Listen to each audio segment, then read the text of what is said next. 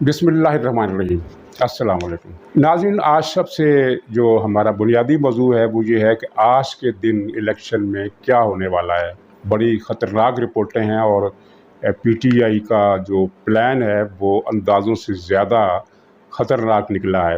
और दूसरा हमारा इशू होगा कि ये जो इंसाफ के हवाले से आलमी इदारे ने जो पाकिस्तानी दरख्वास्त की तरदीद की है, या पाकिस्तान ने एक तजवीज़ दी थी, एक किस्म का यूँ कहिए कि आपकी जो रेटिंग है वो दुरुस्त नहीं है, आपकी रेटिंग के निज़ाम में कोई ख़राबी है, तो उसने उसको मुस्तरद कर दिया है। और आलमी सतह पर पाकिस्तानी अदलिया का परसेप्शन क्या है और क्यों है, इस हवाले से बात हो गई। सिंध की बात हम कल कर चुके हैं। अल्लाह का शुक्र है कि वो हालात पर बहुत हद तक काबू पा लिया गया है। और जो तफसीलात आई हैं वो ये हैं कि पीटीआई ने जगह जगह बसों से लोगों को उतार कर मुखालिफ नस्ली बरादरी के लोगों को मारा पीटा, और तसर ये दिया कि ये काम जस्कम वालों ने किया है, जीए सिंध वालों ने किया है।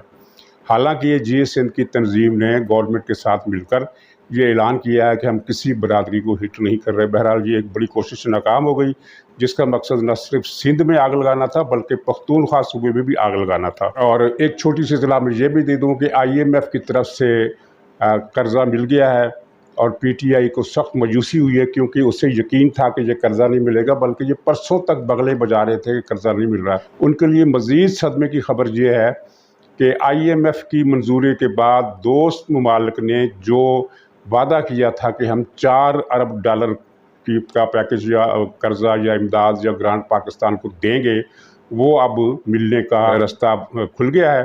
और ये अगले कुछ दिनों तक ये पाकिस्तान को मज़ीद $4 अरब मिल जाएंगे, जिसका नतीजा ये होगा कि डॉलर की कीमत में एक मुनासिब कमी होगी, और दूसरे हवालों से भी जो कुछ परेशान कुन किस्म की फ़ज़ा माशी हवाले से पैदा हुई है उसमें भी कमी होगी, और हुकूमत का रास्ता ख़ासा आसान हो जाएगा। जिसके बाद उम्मीद ये है, बल्कि उम्मीद नहीं है बल्कि ख़बरें हैं कि आवाम को कुछ न कुछ रिलीफ मिलना शुरू हो जाएगा। घी कंपनियों ने हुकूमत के इक़दामात और हुकूमत की अपीलों की रोशनी में घी के निर्ख में कमी की है। बाज़ किस्म के ब्रांड तो 80 रुपये किलो सस्ते हुए हैं या 70 रुपये किलो सस्ते हुए हैं, और बाज़ किस्म के ब्रांड 35 रुपये 40 रुपये किलो सस्ते हुए हैं। ज़ाहिर है 150 रुपये किलो घी था जब इमरान खान की हुकूमत आई, तो इमरान खान ने इसे 550 रुपये पर कर दिया, यानी 400 रुपये का इजाफा, 400 रुपये किलो का इजाफा 3 साल में इसने किया। और जब ये शहबाज शरीफ साहब की हुकूमत आई तो ये 550 रुपये वाला घी जो था वो 600 रुपये हो गया, यानी 50 रुपये और बढ़ गया। तो नाज़रीन, इलेक्शन डे पर क्या होगा, इससे पहले एक दिलचस्प बात मैं कर दूं। अभी थोड़ी देर पहले मैंने रिजवान रज़ी साहब का प्रोग्राम सुना, उसमें वो बता रहे थे कि जनरल बाजवा साहब पर जादू टूने का जो ताज़ा वार है वो इसलिए नाकाम हो गया कि जनरल साहब इस दौरान हज पर चले गए थे, और चूँकि जादू समंदर पार असर नहीं करता इसलिए वो जादू टूने से बच निकले। ये बात उन्होंने इस स्टोरी के पस मंज़र में बताई है जो बहुत ज़्यादा फैली हुई है कि बनी गाला में सफ़ेद कपड़ों के को जलाकर या उन्हें पानी में बहाकर एक नए किस्म का जादू टूना कुछ दिनों से मुसलसल किया जा रहा है। और ये कुछ दिनों से नहीं, ये 1 महीने से ये सिलसिला जारी है। और मैंने आपको बताया था कि 1 महीना पहले कि जादू टोने का जो नया सिलसिला है, इसमें एक तो ये है कि तस्वीरें सामने रखकर उन पर फूंकें मारी जा रही हैं, मोमबत्तियां जला कर रखी जाती हैं, और वो एक छोटा सा हवन बना दिया जाता है, आग का अग्नि सर्कल। और उसके बाद कागज़ात पर उनका नाम लिखकर कुछ चीज़ें पढ़ी जाती हैं। और उसके बाद फिर ये कपड़ों का मामला शुरू हुआ। कपड़ों का मामला ये है कि इसमें वो किसी का पुतला बनाकर कपड़े में बंद करते हैं, और कपड़े फिर ये है कि किसी कपड़े पर नाम लिखकर उसे आग में जलाते हैं, ये पानी बहाते हैं। ये कई किस्म के जादू होते हैं। तो इस तरह के ये जादू का सिलसिला जो है ये इंकिशाफ अब हुआ है, लेकिन ये जादू का जो दूसरा राउंड है इसको चलते हुए 1 महीना हो गया और अभी तक कोई असर नहीं हुआ। तो रिजवान रज़ी साहब की ये बात तो बिल्कुल दुरुस्त है कि समुंदर पार कर, बल्कि समुंदर क्या, दरिया अगर पार कर लें या जादू के दायरे से, जादू की ताकत के हिसाब से 50, 60, 70, 100 मील आगे निकल जाएं तो जादू का असर कम हो जाता है। लेकिन यहाँ मेरे ख्याल में इसकी वजह कुछ और थी कि जादू जनरल बाजवा पर नाकाम क्यों हुआ। ये हज पर जाने से पहले ही इनका जादू नाकाम हो गया था और अभी तक नाकाम है। उसकी वजह यह है कि हमारे जो पिंकी पीरनी साहबा हैं, जो भी हैं, انہوں نے جادو تو ایک کارگر کیا تھا، لیکن انٹیلیجنس ایجنسیوں کے سامنے وہ جادو نہیں چلا۔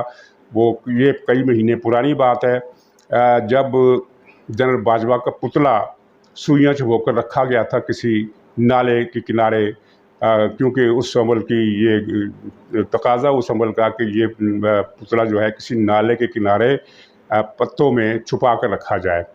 تو انٹیلیجنس ایجنسیوں نے وہ پتلا برآمد کر لیا، اور اس کے بعد اسے کس طرح ضائع کیا ہمیں نہیں پتہ، کسی پیر صاحب کو بلایا ہوگا یا کیا کیا ہوگا، یا ویسے اٹھا کر جلا کر راکھ کر دیا ہوگا، یہ نہیں پتہ۔ لیکن وہ اس پتلے کے پکڑے جانے کے بعد سے بشریٰ صاحبہ کو بھی مجھے موقع نہیں ملا کہ وہ نیا پتلا بنا سکے۔ وہ کیوں؟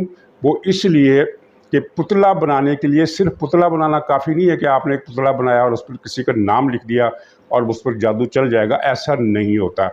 پتلا بنانے کے لیے ضروری ہے کہ جس کو آپ جادو کے ذریعے تباہ کرنا چاہتے ہیں یا اسے مارنا چاہتے ہیں یا اسے کسی بھی قسم کا نقصان پہنچانا چاہتے ہیں، تو اس کے بال، ناخن یا خون یا جسم سے چھونے والی کوئی چیز، حتیٰ کہ ہیئر برش بھی اگر آپ کو مل جائے تو وہ اس کا کچھ ٹکڑا اس پتلے میں لگانا پڑتا ہے، کیونکہ یہ وہ فریکوینسی ہے جس سے جادو کا جو بیر ہوتا ہے یا موکل ہوتا ہے وہ وہاں اس اپنے ٹارگٹ کو تلاش کرتا ہوا پہنچ جاتا ہے۔ تو جنرل باجوہ صاحب کو ظاہر ہے ان کے پاس بھی کوئی نہ کوئی مشیر ایسے ہوں گے، اور ہو سکتا ہے کہ آج کل کے زمانے میں کیا پتہ ان کے پاس بھی کوئی موکل ہوں جنہوں نے جوابی وار کر دیا ہو۔ تو جنرل باجوہ صاحب نے اس کے بعد ان کو کوئی موقع ہی نہیں دیا، ایسا کوئی موقع ہی نہیں دیا کہ کوئی اجنبی آدمی، کوئی ملازم، کوئی کسی قسم کا سلسلہ ایسا ہو سکے کہ ان کے جسم سے ٹچ ہونے والی کوئی چیز، کوئی کپڑا، کوئی بال، کوئی دانت، کوئی ناخن، کوئی بھی جسم سے چھونے والی چیز، حتیٰ کہ ٹوتھ برش بھی استعمال ہو جاتا ہے۔ بلکہ اگر کوئی مسواک کرنے والا آدمی ہے تو اس کی مسواک بھی اگر کوئی اٹھا کر لے جائے تو وہ بھی جادو میں کام آ جاتی ہے۔ اور ناظرین، پاک پتن ہی کے حوالے سے مجھے یہ بھی پتہ چلا تھا کہ محترمہ کے پاس جو موکلات ہیں ان میں ایک کا نام موہنی ہے۔ یہ موہنی نام کا جادو زیادہ تر یہ گجرات اور مہاراشٹر میں کیا جاتا ہے، جو راجستھان سے ملحق ہے، اور راجستھان جو ہے وہ پاکستان سے ملک ہے۔ تو یہ کوئی تعجب کی بات نہیں کہ اس کے پاس موہنی نام کی بیرنی ہو، کیونکہ بیر تو مذکر ہوتا ہے، بیر تو مذکر ہوتا ہے، تو بیرنی ہو تو ہم کہہ سکتے ہیں کہ پنکی پیرنی کی نئی بیرنی۔ تو یہ نئی بیرنی جو ہے یہ بھی نہیں چل سکتی۔ ایک جادو کی قسم ہوتی ہے جس میں جسم کو ٹچ کرنے والی کوئی چیز نہ بھی ملے تب بھی وہ کیا جاتا ہے، لیکن وہ بہت ہی مشکل جادو ہے اور اس کو کرنے والے اب خالی پائے جاتے ہیں۔ بہت ہی جید قسم کا جادوگر اس کو کر سکتا ہے، اور اس میں بھی رزلٹ 100% یقینی نہیں ہوتا۔ یہ عمل کیا جاتا پانی میں ایک ٹانگ پر کھڑے کو چلہ کاٹنا پڑتا ہے، اور اس چلے کے پھر 40ویں دن جس آدمی پر آپ جادو کر رہے ہیں اس کا تصور کر کے، اس کا نام، اس کے والد کا نام، والدہ کا نام، یہ ساری چیزیں معلومات کاغذ پر لکھ کر اور ذہن میں اس کی تصویر کا تصور بنا کر یہ جادو کیا جاتا ہے۔ تو 40ویں دن اس آدمی کی تصویر نظروں کے سامنے ایسے آ جاتی جیسے کسی نے ہاتھ میں وہ تصویر پکڑ رکھی ہو۔ پھر اس تصویر کے جس حصے پر بھی وہ جادوگر انگلی مارے گا وہاں زخم ہو جائے گا، مرے گا وہ آدمی نہیں، لیکن زخم ہو جائے گا۔ مثلاً فرض کیجئے اس آدمی کے گال پر جادوگر نے انگلی ماری ہے تو اس کے گال کے اندر سوراخ ہو جائے گا، اور ظاہر ہے آج کل پھر سرجری کا زمانہ ہے، وہ گال کا سوراخ ٹھیک ہو جائے گا، لیکن ایک مرتبہ گال میں سوراخ ہو جائے گا۔ تو پرانے زمانے میں یہ جادو کسی حد تک کارگر تھا، اس لیے کہ جس کے گال میں سوراخ ہو گیا، جس کے ماتھے میں سوراخ ہو گیا، تو پھر وہ اس کا علاج بہت مشکل سے ہوتا تھا، اور اس طرح آدمی پھر باقی زندگی بڑی تکلیف میں گزارتا تھا۔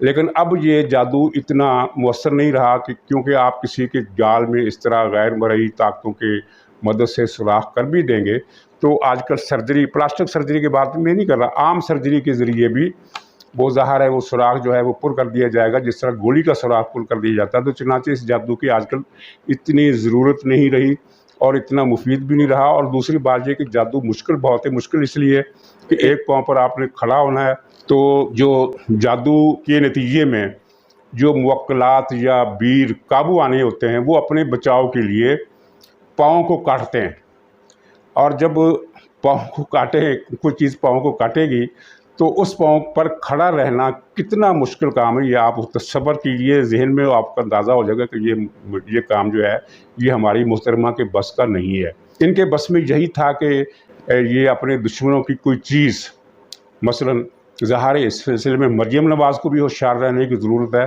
क्योंकि वो जलसों में आम जाती हैं तो घुल मिल जाती हैं। कोई भी आदमी या कोई भी औरत उनके नज़दीक आकर उनके नोटिस में लाए बगैर उनको पता भी न चले, एक फुर्ती से चालाकी से उनके बाल चंद एक काट ले या दुपट्टे का टुकड़ा काट ले, तो ये बात ख़तरे की हो सकती है। इसलिए मेरा ख्याल है ये हजरात ख़ुद भी एहतियात कर रहे होंगे, लेकिन मशवरा देने में भी कोई हर्ज नहीं है। तो चुनांचे रिजवान साहब की जो बात है वो अपनी जगह असूली तौर पर दुरुस्त है कि दरिया पार करने के बाद या एक ख़ास फासला तय करने के बाद जादू का असर नहीं रहता। और जो हज पर गए हैं, हज पर जाना अच्छी बात है, अगर कोई आदमी सच्चे दिल से हज करता है, इबादत के तकाज़े पूरे करता है। और ये भी जहन में रखिए कि जो आदमी हराम की कमाई खाता हो वो अगर हज करे तो उसका हज कबूल नहीं होता, उसकी नमाज भी कबूल नहीं होती, तो उसको हज का कोई फ़ायदा नहीं होगा। कहने का मतलब ये है कि सारे तकाज़े अगर पूरे करके कोई हज करता है तो ज़ाहिर है उसके एक नूरानी रूहानी असरात उसके जिस्म के इर्द गिर्द एक हाला बनकर ज़ाहिर होते हैं।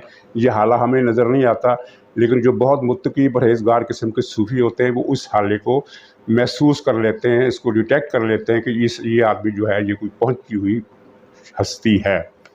तो ये अपनी जगह सब बातें ठीक है, लेकिन मेरा जो नज़रिया है वो ये है कि जनरल बाजवा साहब ने और दूसरे हजरात ने इस तरह के बंदोबस्त कर लिए हैं। और इसका सबूत भी एक है, मैंने अपने पिछले प्रोग्राम में बताया था कि इसका सबूत एक ये है कि जब कई महीने पहले की बात है कि मोहतरमा और मोहतरम दोनों बाजवा साहब से मिलने गए थे घर में, तो अपने साथ खजूरें और आब ज़मज़म का एक कनस्तर या बर्तन लेकर गए थे कि ये हमारी तरफ से तोहफ़ा है। तो जनरल साहब इतने मुताद थे कि इन्होंने दोनों चीज़ें इनको बताए बगैर मुलाजम के ज़रिए इनके वापस जाने से पहले उनकी गाड़ी में वापस रखवा दी थी। तो ज़ाहिर है आब ज़मज़म और खजूर का तोहफ़ा कोई आदमी वापस नहीं किया करता, चाहे वो कोई भी देने वाला गुनाहगार हो, फासिक हो, फाजिर हो, क्योंकि ये तो खजूर भी वहाँ की मुहतरम है और आब ज़मज़म की तो बहुत ही फ़ज़ाइल भी हैं। तो फिर जनरल बाजवा साहब ने ये दो चीज़ें वापस क्यों की? इसलिए कि उन्हें शुबा था कि इन खजूरों पर कुछ पड़ा ना गया हो, इस पानी में भी कुछ मिलाया ना गया हो, इस पानी पर भी कुछ पड़ा ना गया हो, कोई जादू टूना ना किया गया। और ये तो मुझे शुबा है कि वो आब ज़मज़म था ही नहीं, कुछ आम पानी था जो पढ़कर लाई थी और वो आब ज़मज़म कहकर पेश किया। तो जो आदमी इतना मुहतात हो तो उस पर जादू करने के लिए जादूगर को बहुत मुश्किलात होती हैं। तो ये बचे रहने की ये वजह। तो नाज़रीन, आज की सूरत हाल क्या है?